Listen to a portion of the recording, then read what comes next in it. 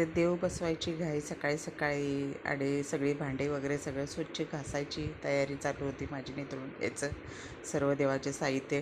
आणि म्हटलं आता 9 दिवस तर देवाला उठवू म्हणजे आंघोळ वगैरे हे सगळं घालायचं नाही म्हटल्यावर मग म्हटलं चला सगळंच व्यवस्थित अगदी स्वच्छ सगळं घासून पुसून घ्यायचं असं चालू होतं. हे वर्षाप्रमाणेच असं ह्या वर्षी चालू करत होते.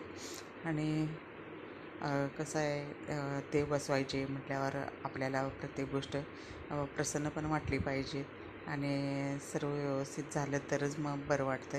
नाहीतर मग आपल्याला असं वाटतं की नाही बाबा काहीतरी राहून गेलं मग थोडीशी हुरहुर लागून जाते. मग असं सगळं घासून घेत मी समया वगैरे सगळंच घासलं. आणि गेल्या वर्षी तर खूप धावपळ होत होती, गावी येणं जाणं असं चालू होतं. आणि त्या ह्याच्यात खूप म्हणजे त्रास पण झाला.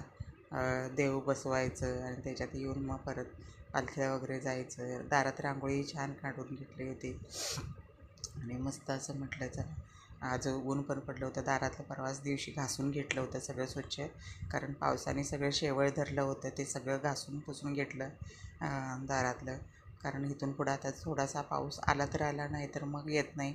मग म्हटलं आता चला शेवटचं हे घासून घेऊया आता. आणि उन्हाळा आता हळूहळू हिवाळा चालू होईल. आणि आता इथं सकाळचीच देवीची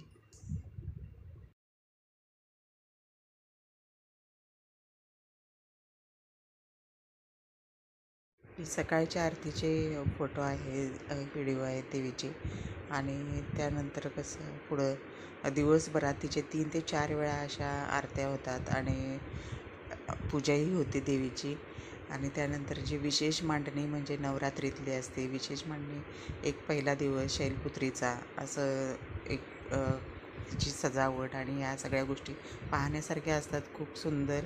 आणि बघितल्यानंतरच मन भावुक असं तिचं शृंगार आणि सौंदर्य हे पाहण्यासारखं असतं. आणि तिचा वरदहस्त कायम सगळ्यांच्यावर राहू देत हीच प्रार्थना. आणि तिच्यात ती जे सामावून घेते तेवढं कोणी सामावून घेत नाही, इतकं तिचं प्रेम. आणि पैसा हा सगळ्यात सर्वश्रेष्ठ नसून तिच्या हातात असलेला जो आशीर्वाद हाच सगळ्यात फार मोठा आहे. आणि हे आहे आरती सकाळची.